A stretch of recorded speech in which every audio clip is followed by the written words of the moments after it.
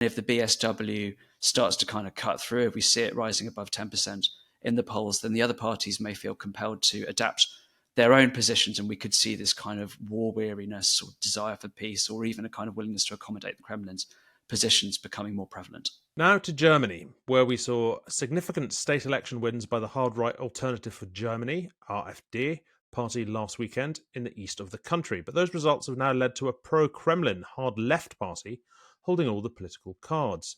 Oliver Moody is Berlin correspondent for The Times, and he's written about this for the paper today. Hello, Oliver. Hello. So, Oliver, who is the hard-left party? Who is Sahra Wagenknecht, and how much of the appeal is about her? This is the Sahra Wagenknecht Alliance, or the BSW, which didn't exist until January.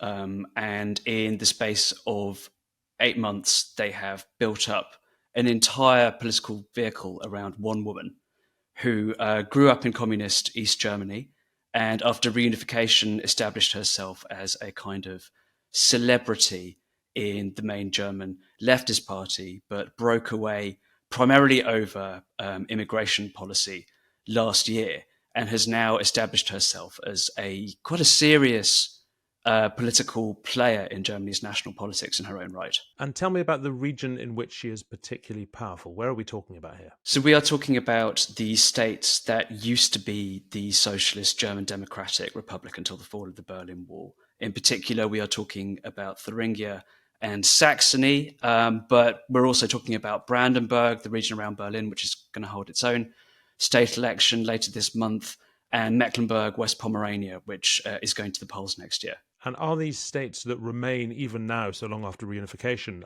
relatively impoverished compared to the rest of Germany? Are they socially different? They are not relatively impoverished. There's been a absolutely remarkable economic convergence between the two halves of Germany since 1989 that has largely been achieved by dint of funneling something like €1 trillion worth of West German cash in subsidies into the East German economy. But what they are is underrepresented. They have a lot of different political sort of strands that they feel aren't reflected properly in Germany's national politics. And they have had a lot of depopulation. There's been a big brain drain. There's a strong sense that the kind of public services and infrastructure of life have been hollowed out and not rebuilt. Okay, and so what is the political calculus here? How does this leave the new BSW, and what power does it have? So the BSW, just to go through its kind of central selling points. First of all, it's very, very strongly in favour of forcing Ukraine to agree to a ceasefire, even if that means handing over lots of territory to Russia, and then rebuilding Germany's special relationship with Russia.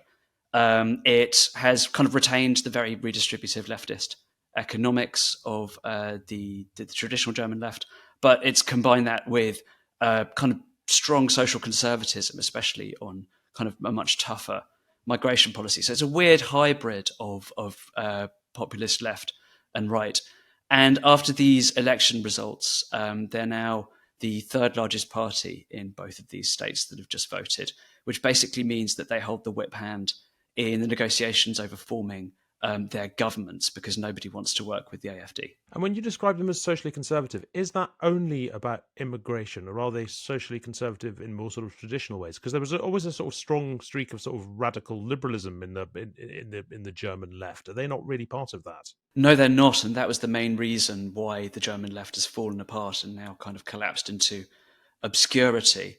The argument that Wagenknecht and her allies in the BSW make is basically that the German left has completely lost touch with what the working class actually want, which is kind of traditional social democratic economics combined with a preservation of their idea of what it is to be German, going back to the kind of 1970s or 1980s. So it's not just asylum and immigration, it's family policy, it's things like freedom of opinion, the ability to say things without immediately being painted as a Nazi, and it's gender relations as well, very kind of traditional gender image. And the closeness to Russia and the opposition to the war in Ukraine, does that come out of more a kind of historical closeness to Russia, or is that a sort of a streak of thought in Germany, even outside the East? There is opposition in Western Germany to Germany's policies towards Ukraine, but it's nothing like as strong as it is in the East. And I think you can actually quite safely say that what we're seeing here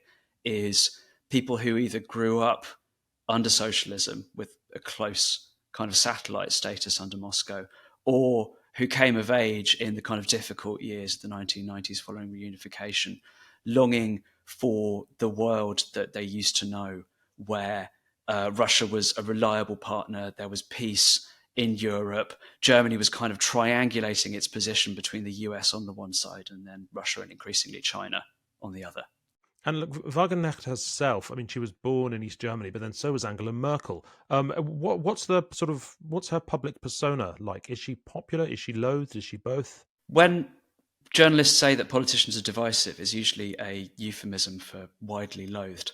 But in Wagenknecht's case, I think it's genuinely true. So her approval ratings are the third highest in the country. And she does have a kind of undeniable charisma. Her public appearances are very polished. She's absolutely ubiquitous on television. She's a celebrity in her own right.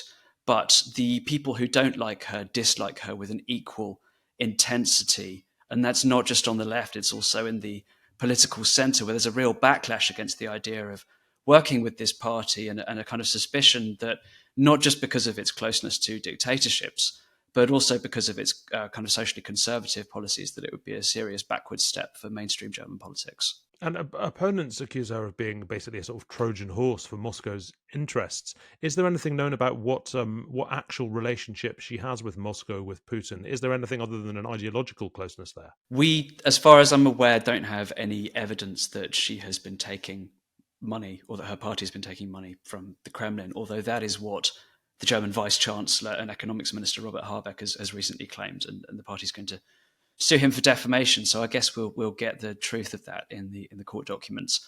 But Wagenknecht has been a kind of fellow traveller of what used to be the Second World throughout her entire political career. She's never encountered a dictatorship she doesn't like. So I would definitely remain alive to the possibility that she is doing this out of genuine conviction, and also because it is really popular in precisely the kind of states that she's targeting, and gives them a real USP in comparison to the political establishment.